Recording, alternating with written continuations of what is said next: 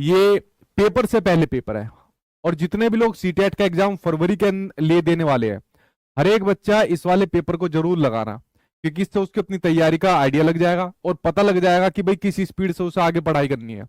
और मुझे भी असेसमेंट करने का एक तरीका पता लग जाएगा कि मुझे अपनी क्लासेज और कितनी बढ़ानी है और किस किस हिसाब से आपल लेके चलनी है। तो आज ये पेपर आप लोगों के लिए बड़ा महत्वपूर्ण पेपर है, ध्यान से अटेंड करना, और वीडियो के एंड में आप लोग अपना स्कोर बताना कितना यहाँ पर आपका स्कोर बना है। उसके अलावा सचिन एकेडमी ऑफिशियल एप्लीकेशन पर कल आप लोगों के लिए फ्री मॉक टेस्ट है। तो इस फ्री मॉक टेस्ट को आप लोग कल जाकर अटेंड करना। कल सुबह 10 बजे से ही आपको सचिन एकेडमी ऑफिशियल एप्लीकेशन पर देखने को मिल जाएंगे। जो भी टॉप 10 बच्चे होंगे उनको कोई भी उनका मनपसंद बैच फ्री में यहाँ पर मिल जाएगा। ठीक है, उनके नाम भी मैं हो सकेगा तो कल की वीडियो में आप लोगों से शेयर कर दूंगा। तो कल हर एक कैंडिडेट जो भी सीटेट फरवरी 2026 की तैयारी कर रहा है, कल एप्लीकेशन पर जाकर इस टेस्ट को जरूर लगाना है। ठीक है, साथ ही चैनल को सब्सक्राइब कर लेना भाई जल्दी से, और वीडियो को लाइक और शेयर तो आप लोग बिना कहे यहाँ पर कर ही देते हो। ये आपका सीटेट का बैच है, ठीक है, जिसमें आपका डिस्काउंट 10 दिसंबर तक है, फिर उसके बाद डिस्काउंट खत्म हो जाएगा। फीस आपकी सेम उसी पैटर्न पर आ जाएगी। अगर आप किसी को लगता है मेरी तैयारी कम है, नंबर कम आ रहे हैं, या मेरे पास संसाधन नहीं है, बुक नहीं है, नोट्स नहीं है, एनसीईआरटी नहीं है, तो इस बैच के अंदर वो सब चीज आपको मिलेगी जो आपका एग्जाम अच्छे नंबर से आपको पास कराएगा। ठीक है, ध्यान से सुनना, अच्छे नंबर से। कर्जा आपके गुरुग्राम के अंदर एलएन जो आपका मॉल है, ठीक है, सेक्टर 70 के अंदर ये मॉल पड़ता है।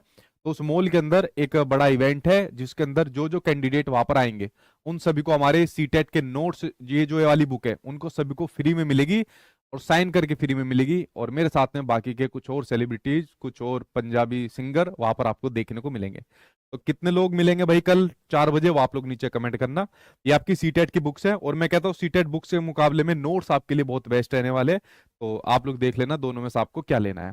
चलिए, आपकी स्क्रीन पर पहला क्वेश्चन आ गया, और साथ के साथ आंसर देना। आज मैं कोई आपको एक्सप्लेनेशन नहीं दूंगा, ना मैं ज्यादा समझाऊंगा। डेली मेरी जो क्लास चलती है 8 बजे, मैं आपको डेली समझाता हूँ, खूब डीप में समझाता हूँ। आज आपका टेस्ट है, आज देखता हूँ आपको कितनी चीजें पता है। ठीक है, उठते ही पहले सुपर चैट आ गई 200 रुपए की। सर मेरा 3rd सेमेस्टर में एक नंबर से बैक आई थी, उसका एग्जाम हो चुका है पर रिजल्ट नहीं आया। 4th सेमेस्टर मेरा क्लियर है, तो मैं सीटेट पेपरिंग में डालू या क्लियर करके डालू? ठीक है, देखो, चाहे आप पेपरिंग के अंदर डाल दो, चाहे आप लोग क्लियर करके डाल दो, कोई दिक्कत नहीं होने वाली। आप पेपरिंग करके डाल दो, ठीक है, क्योंकि पेपरिंग वालों को मैंने बताया हुआ है एनसीईटी की प्रॉपर गाइडलाइंस है, तो आप लोग एलिजिबल होते हो, बेफिक्र रहिए। ठीक, पेपरिंग में करके डाल दो। पहला क्वेश्चन आपके सामने स्क्रीन पर आ गया, पोल देना स्टार्ट कर दे भाई। पहला क्वेश्चन कहता है कि जीन प्याजे डैश को महत्वपूर्ण मानते हैं, जबकि जो लेव वाइगोत्स्की है वो डैश को डैश मानता है। तो आपको बताना है कौन किसे महत्वपूर्ण मानता है। पहला, निजी वोक, जो संज्ञानात्मक अपरिपक्वता का संकेत है, यानी कि प्राइवेट स्पीच की बात हो रही है, जो एक साइन है कोग्निटिव इमेच्योरिटी का। दूसरी, इगोसेंट्रिक की बात हो रही है स्पीच की, जो इफेक्टिव है किसमें? सेल्फ रेगुलेशन में। दूसरा यहां पर आपके सामने कह रहा है प्राइवेट स्पीच, यानी कि जो निजी आपके सामने स्पीच है वो आत्म विनियमित यानी कि सेल्फ रेगुलेट में प्रभावी है। आत्म केंद्रित यानी कि जो ईगो सेंट्रिक है वो कोग्निटिव यानी कि संज्ञानात्मक इमेच्योरिटी का संकेत देती है। तीसरी कहते हैं कि आत्म केंद्रित वाक्य यानी कि जो ईगो सेंट्रिक स्पीच यहां पर है वो संज्ञानात्मक अपरिपक्वता का संकेत है, यानी कि एक कोग्निटिव इमेच्योरिटी का आपका साइन है। निजी वोक यानी कि जो आपके सामने प्राइवेट स्पीच है वो सेल्फ रेगुलेशन में प्रभावी है। फोर्थ, आत्म केंद्रित वाक स्व विनियमित में प्रभावी है, और निजी वाक आपका संज्ञानात्मक यानी कि कोग्निटिव इमेच्योरिटी का संकेत देती है। बताओ जीन प्याजे और लेव वाइगोत्स्की के बीच में जो पहला डिफरेंस है किसके साथ आप लोग यहाँ पर जा रहे हो? सबसे ज्यादा बच्चे यहाँ पर 66% यहाँ पर थर्ड के साथ जा रहे हैं। कितने? 66% थर्ड के साथ जा रहे हैं। देखिए, जीन प्याजे ने जो अपना कोग्निटिव डेवलपमेंट थ्योरी दी, यहां पर उन्होंने किसको महत्वपूर्ण माना? उन्होंने आत्म केंद्रित को यानी कि ईगो सेंट्रिज्म को सबसे महत्वपूर्ण यहां पर माना है। इसके लिए इन्होंने बकायदा ईगो सेंट्रिज्म के लिए एक प्रॉपर एक एक्सपेरिमेंट भी करा था, जो मैंने आपको एक प्रॉपर वीडियो के माध्यम से बताया हुआ है। तो आप लोगों ने देख ली ना, पहला टॉपिक मैंने जीन प्याजे का करा रखा है, उसमें समझा रखा है। जिसने नहीं देखी तो जीन प्याजे की वीडियो को जाके देखना। ये साइन है कोग्निटिव इमेच्योरिटी का, यानी यहाँ पर बच्चा संज्ञानात्मक तौर पर मेच्योर नहीं हुआ, अपनी अपनी मानता है, अपनी अपनी सुनता है।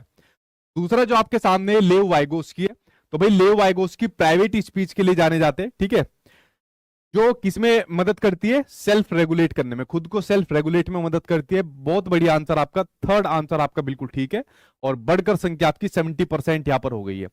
बाकी के 30% लोगों ने अभी भी आंसर यहां पर गलत दिया, जबकि ये क्वेश्चन प्रीवियसर का क्वेश्चन है। ध्यान से सुनना मेरी बात को। आज की क्लास में कई क्वेश्चन ऐसे मिलेंगे जिसमें आप फंसोगे, और कई क्वेश्चन ऐसे मिलेंगे जो आपके दिमाग का दही करने वाले हैं। तो देखता हूं आज कौन तुर्रम खाए जो आज सारे आंसर सही देगा। सारे तो कोई भी नहीं दे पाएगा, इतना तो जरूर आज चैलेंज करता हूं कि सारे कोई नहीं दे पाएगा, क्योंकि कई क्वेश्चन वाकई में बहुत अच्छे क्वेश्चन है। जैसे ये क्वेश्चन जो मैंने खुद से बनाया हुआ है, ठीक है। कुछ क्वेश्चन की लैंग्वेज चेंज कर दी है, कुछ क्वेश्चन यहाँ पर मैंने चेंज कर दिए। अब रटे रटाए आंसर नहीं मिलेंगे। देखो क्या कहता है ये कहता है कि हार्वर्ड गार्डनर के अनुसार एक नोबेल पुरस्कार विजेता की जो आलोचनात्मक बुद्धि है, यानी कि यहां पर जो उसकी क्रिटिकल इंटेलिजेंस है, यानी कि जो आलोचनात्मक बुद्धि है उसको उच्च प्रदर्शन करेगा, जबकि अच्छा आलोचनात्मक सोच की बुद्धि को उच्च प्रदर्शन करेगा, जबकि एक मूर्तिकार में बुद्धि की उच्च बुद्धिमत्ता यहां पर होगी। बताओ भाई, क्या ये ट्रांसडक्टिव यानी कि स्पेशल यहां पर आपके सामने कही गई है, या दूसरी तार्किक गणितीय यानी कि बोर्डली काइनेस्थेटिक कही गई है लॉजिकल मैथमेटिक्स के साथ, तीसरी स्थानिक यानी कि स्पेशल यानी कि बोर्डली काइनेस्थेटिक कही गई है, चौथी प्रगतिवादी यानी कि नेचुरलिस्टिक और स्पेशल कही गई है। बताओ सही आंसर क्या होगा। और जो नोबेल पुरस्कार विजेता का ये मैंने जो यहाँ पर आपके लिए एग्जाम्पल लिया है, ये आपकी एनसीईआरटी की बुक में से लिया हुआ है, ठीक है। अब बताओ भाई, एनसीईआरटी की बुक में नोबेल पुरस्कार विजेता के बारे में भी कहा गया है, और वो व्यक्ति जो बहुत अच्छी तरीके से क्रिटिकल थिंकिंग यानी कि जो आपकी आलोचनात्मक यहां पर चिंतन करता है उसके बारे में दिया गया है। बताओ भाई किसके साथ आप लोग यहां पर जा रहे हो, सबसे ज्यादा किसके साथ जा रहे हो? थर्ड के साथ यहां पर सबसे ज्यादा जा रहे हो। किसके साथ? थर्ड के साथ जा रहे हो। यहां पर आपने कहा कि स्पेशल इंटेलिजेंस के बारे में आपने बताया, स्थानिक बुद्धि के बारे में आपने यहां पर बताया। तो नोबेल पुरस्कार विजेता के अंदर क्या स्पेशल इंटेलिजेंस होती है? नोबेल पुरस्कार विजेता होती है भाई, क्योंकि बहुत से अमूर्त चिंतन वो करते हैं, रिफ्लेक्शन करते हैं चीजों का, होती है। लेकिन सबसे ज्यादा कौन सी बुद्धि इनके अंदर पाई जाती है? जो नोबेल पुरस्कार विजेता होते हैं, जो कोई साइंटिस्ट यहाँ पर होते हैं, ठीक है, उनके अंदर सबसे ज्यादा जो बुद्धि पाई जाती है तार्किक गणितीय बुद्धि, लॉजिकल मैथमेटिकल इंटेलिजेंस पाई जाती है। तो आपका डमरू बज गया भाई इस क्वेश्चन के अंदर। दूसरा कहता है यहां पर आपके सामने कि मूर्तिकार, अब देखिए मूर्तिकार हो गए, चित्रकार हो गया, ज्यादातर ये आपके सामने आता है कि जो स्पेशल इंटेलिजेंस होती है उसके बारे में दिया रहता है, ठीक है। अगर आप एनसीईआरटी भी पढ़ोगे तो एनसीईआरटी में भी मूर्तिकार चित्रकार को किसके अंदर दिया गया है? मूर्तिकार चित्रकार को भी स्पेशल इंटेलिजेंस के अंदर दिया गया है। बट इसने क्वेश्चन में देखो क्या कहा है कि जो मूर्तिकार में बुद्धि की उच्च बुद्धिमत्ता यानी कि हाई लेवल की इंटेलिजेंस को यहां पर रिप्रेजेंट करता है, तो स्पेशल तो है ही है, उसका हाई लेवल क्या हो जाएगा? बॉडली काइनेस्थेटिक, अपने बॉडी को मूवमेंट कराने वाली बुद्धि, जिससे वो अपनी मूर्ति को यहां पर शेप दे रहा होता है।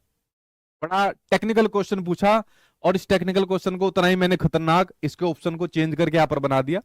तो पहला आपके सामने लॉजिकल मैथमेटिकल इंटेलिजेंस हो जाएगा, अगर ऑप्शन में स्पेशल नहीं है तो फिर बॉडली काइनेस्थेटिक हो जाएगा। तो आंसर नंबर यहां पर सेकंड आपका सही हो जाएगा। कोई भी ज्यादातर सेकंड के साथ नहीं गया, सबसे ज्यादा थर्ड के साथ गए, 43% यहां पर थर्ड के साथ गए। क्यों भाई, बज गया डमरू? आगे देखते जाओ। अपने पेपर की तरह सोचना इस आज कि आज आपका पेपर हो रहा है, और टेंशन मत लेना अगर यहाँ आज फेल हो जाओगे। एग्जाम तक इतनी चीज आपको करा दूंगा, फेल तो छोड़ो, सीधा टॉप करने के आप लोग सोचोगे, इतना मैं भरोसा दिलाता हूं आपको। तो बिल्कुल कम नंबर भी आ जाए टेंशन मत लेना, बट ईमानदारी से देना आज इसको, ठीक है। अगला क्वेश्चन आपके सामने कहता है कि विकास के बारे में सही कथन, सही स्टेटमेंट कौन से हैं? पहला, कि जो विकास की गति होती है उसमें व्यक्तियों में अंतर यहां पर होता है, यानी कि जो यहां पर आपकी डेवलपमेंट की रेट होती है उसमें यहां पर इंडिविजुअल डिफरेंसेस पाए जाते हैं। क्या पहला ठीक है? दूसरा कहता है आपके सामने की जो संज्ञानात्मक विकास है, कोग्निटिव जो डेवलपमेंट यहां पर होता है, वो केवल आनुवांशिकता द्वारा निर्धारित होता है, कि वो केवल जेनेटिक्स या हेरिडिटी द्वारा निर्धारित होता है। तीसरा कहता है कि विकास एक पूर्वानुमानित आपके पैटर्न का पालन करता है, यानी कि एक पहले से जो आपका प्रेडिक्टेबल पैटर्न होता है उसको फॉलो करता है। फोर्थ कहता है विकास के सभी क्षेत्र आपस में जुड़े होते हैं, यानी कि जो आपके सारे डोमेन है डेवलपमेंट के वो आपस में क्या होते हैं? इंटर रिलेटेड होते हैं। बताओ विकास के बारे में सही कथन, सही स्टेटमेंट क्या हो जाएगा? किसके साथ आप लोग यहां पर जा रहे हो? ठीक है, बताओ भाई जल्दी से किसके साथ जाओगे? सबसे ज्यादा थर्ड ऑप्शन के साथ आप लोग यहां पर जा रहे हो, थर्ड के साथ आप लोग यहां पर जा रहे हो, ठीक है। बताओ सही क्या होगा? बताओ भाई, सबसे ज्यादा आप लोग यहां पर जा रहे हो, थर्ड के साथ जा रहे हो। यानी आपने कहा विकास की जो गति होती है उसमें व्यक्तिगत विभिन्नताएं देखने को मिलती है, बिल्कुल व्यक्तिगत विभिन्नताएं देखने को मिलती है। आज आपका किसी का विकास ज्यादा होगा, किसी का कम होगा, आज किसी के ज्यादा नंबर आएंगे, किसी के कम आएंगे। लेकिन संज्ञानात्मक मानसिक विकास केवल आनुवंशिकता द्वारा निर्धारित नहीं होता, आनुवंशिकता के साथ साथ वातावरण भी इंपोर्टेंट होता है, तो ये आपके सामने नेगेटिव हो जाएगा। तीसरा कहता है विकास एक प्रिडिक्टेबल पैटर्न को फॉलो करता है। मैं बता दूंगा आज जितने भी आंसर आप दोगे कि आप पास करोगे या फेल करोगे या टॉप करोगे, क्योंकि जिस हिसाब से आप आंसर दे रहे हो, आप अपने समझ को यहाँ पर प्रदर्शित कर रहे हो, मैं आपके विकास का अंदाजा लगा सकता हूँ कोग्निटिव तौर पर आप कितने डेवलप हो चुके हो। तो ये भी विकास का एक सिद्धांत होता है। और विकास के सभी क्षेत्र, चाहे आपका फिजिकल हो, चाहे आपका कोग्निटिव हो, चाहे आपका सोशल हो, चाहे आपका इमोशनल हो, सभी आपस में जुड़े होते हैं, एक दूसरे को प्रभावित करते हैं। ये भी ठीक है। तो पहला, तीसरा, चौथा ठीक है, सिर्फ आपका सेकंड यहाँ पर गलत हो जाएगा। तो आंसर नंबर थर्ड आंसर यहां पर आप लोगों का सही हो जाएगा। बिल्कुल ठीक, आप लोग यहां पर थर्ड के साथ जा रहे हो। इसमें थोड़ी संख्या आप लोगों की यहां पर बढ़ गई। नेक्स्ट देखिए, नेक्स्ट क्या कहता है। नेक्स्ट कहता है निम्नलिखित में से कौन सा प्रारंभिक बाल्यावस्था, यहां पर आपके सामने पूछ ली अर्ली चाइल्डहुड की स्टेज पूछ ली। कौन सी? अर्ली चाइल्डहुड की स्टेज के दौरान जो पारिवारिक वातावरण है उसकी भूमिका का वर्णन करता है। पहला, यह मुख्य रूप से अमूर्त सोच यानी कि जो एब्स्ट्रैक्ट थिंकिंग यहां पर होती है, और उसके अलावा जो नैतिक तर्क यहां पर होते हैं यानी कि जो मोरल रीजनिंग यहां पर होती है उसको प्रभावित करता है। सेकंड कहता है यह साथियों के साथ बातचीत और समूह गतिशीलता के अवसर यहां पर प्रदान करता है।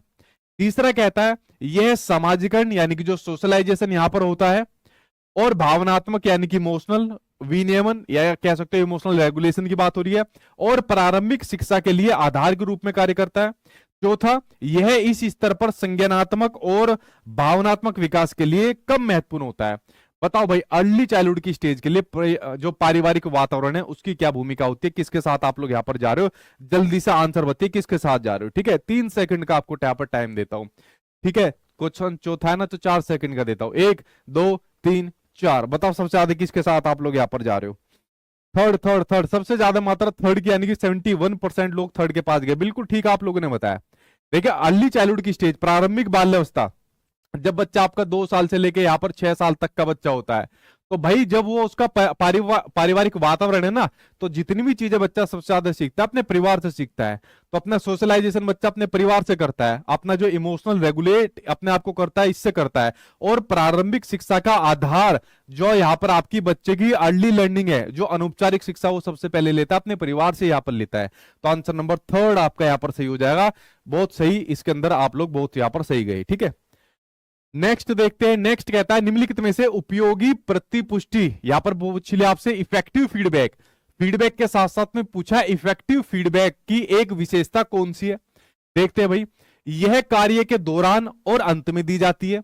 दूसरा, यह व्यापक और सामान्य होती है। तीसरा, यह केवल परिणामों पर आधारित होती है, यानी कि जो आउटकम्स निकल कर आते हैं, रिजल्ट निकल कर आता है, उस पर आधारित होती है। यह सामयिक और आपकी विशिष्ट होती है, यानी कि टाइमली होती है और स्पेसिफिक होती है। बताओ सही आंसर क्या होगा? देख भाई, चेक कर इनका इस बार इस क्वेश्चन को कितने लोग यहां पर सही देते हैं। मैं भी देखता हूं कितने लोग यहां पर सही देते हैं। ठीक है, किसके साथ आप लोग यहां पर जा रहे हो? जल्दी से बताइए, जल्दी से जल्दी से। ठीक है, सबसे ज्यादा लोग यहां पर किसके साथ जा रहे हैं? फोर्थ के साथ यहां पर जा रहे हैं। ठीक है, सबसे ज्यादा फर्स्ट के साथ जा रहे हैं, 36% यहां पर जा रहे हैं। किसके? फर्स्ट के साथ जा रहे हैं सबसे ज्यादा। ठीक है, वेरी गुड भाई, ये होते हैं पढ़ने वाले बच्चे। यही तो है वो बच्चे जो टॉप करेंगे। ठीक है, यही तो है वो जो झंडा बुलंद यहां पर करेंगे। फर्स्ट आंसर सबसे ज्यादा यहां पर दिया जा रहा है। यही उम्मीद मुझे आप लोगों में से थी। क्या आप में से कोई और बच्चा नहीं है जो इसका सही आंसर, कोई और कैंडिडेट नहीं है जो आंसर यहां पर दे दे? ठीक है, बहुत बढ़िया। फोर्थ के साथ भी यहां पर जा रहे हैं, फोर्थ के साथ भी। ठीक है, फोर्थ के साथ यहां पर जा रहे हैं। वेरी गुड भाई, 5 का ये होगा सर जी। ये इनके 2-4 के नाम तो दिखा दे पढ़ने के लिए। देखो गधो, ध्यान से देखो यहाँ पर, इसलिए मैंने कहा था अगर इस एग्जाम में रट्टा लगाओगे तो आपके रट्टे लगा दिए जाएंगे। इस क्वेश्चन को मैंने चेंज किया हुआ है। अब यहाँ पर इफेक्टिव फीडबैक की बात हो रही है। जैसे मैंने भी आपको फीडबैक दिया ना, ये इफेक्टिव फीडबैक है कि आप लोगों ने क्वेश्चन को रटा हुआ है, इसलिए मैंने इफेक्टिव फीडबैक क्या दिया कि तुम सिर्फ रट्टा लगा रहे हो, गधे हो। ये मैंने इफेक्टिव फीडबैक दिया। ऐसा हमारे टीचर्स देते थे हमको।